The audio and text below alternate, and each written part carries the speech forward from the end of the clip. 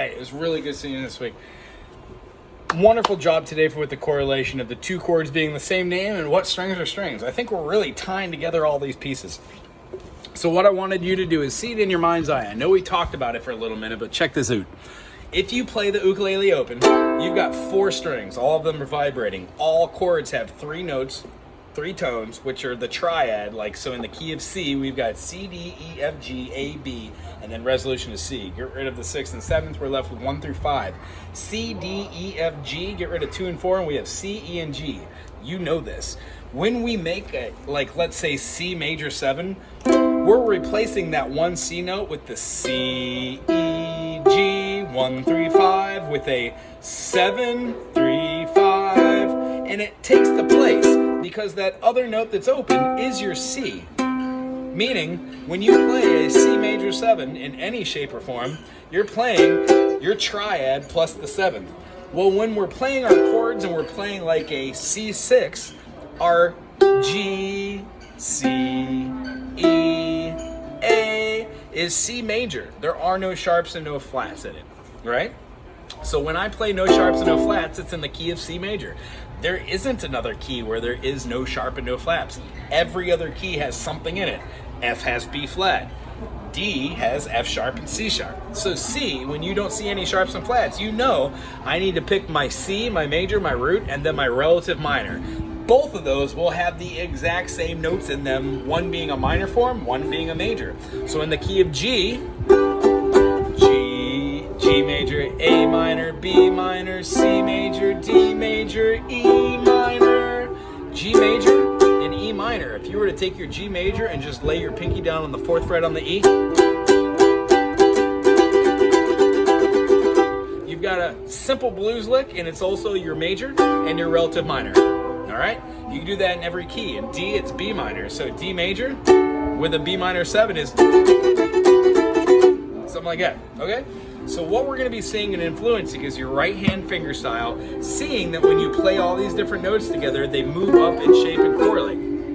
Our chords this week aren't really anything more than just the D major and E major you've been working on. Those look so much better. Great job.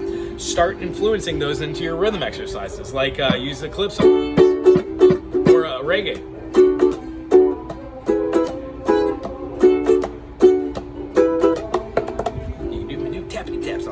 So start influencing the chords you've been learning and playing in different rhythm styles. The song that we did today, I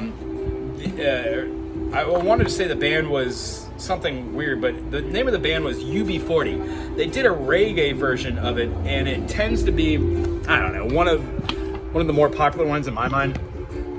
Sorry about that. I think it's got some keynote points in it. So what I would like to show you is just this here.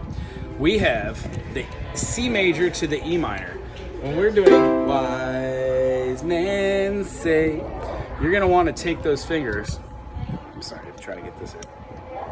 You're going to want to take those fingers and do C major and hear the wise men say. So just as you pointed out, when you're hearing the melody underneath the chords, you can move along rhythmically with that. So when I hear C major, E minor, A minor, I'm also hearing wise men say, hey, only fools rush in, so only fools rush in. It says to go to an F major, but you're playing only fools.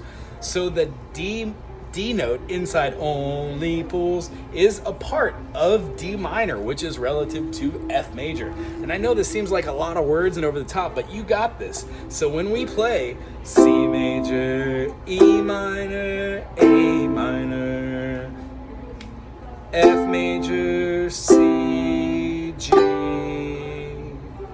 F major, G, A minor, F, C, G, C. The idea is if you play the whole melody, wise men say, only fools rush in, but I can't help falling in love with you. You'll notice on that last one when you did, but I can't help, you could play a D minor, falling because that falling in love is the D minor note over the F major note you're supposed to be playing. Therefore, more influence, more fun, more melodic natures. Once you have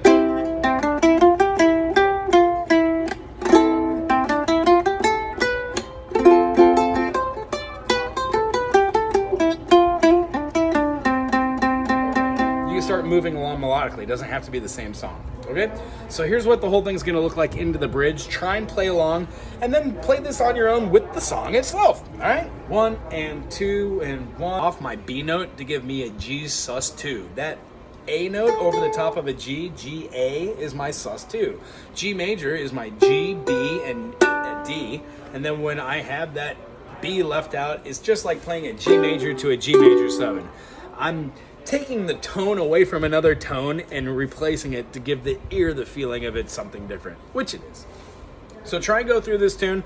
I'm going to send you 2 links. I'm going to send you the one from Elvis to hear the original where he's like, wise men, they say. It's really, really chunky. Only fools rush. That's only my opinion, though. You might love it.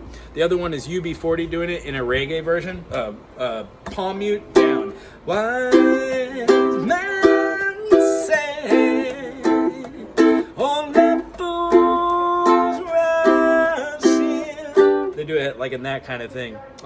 Then they have a breakdown, a little bit more rap, a little bit more techno on the bridge part, which you might like a poka poka chicka poka, a poka chicka poka. Okay, the other thing I wanted to talk about were the rhythm structures that we were doing today.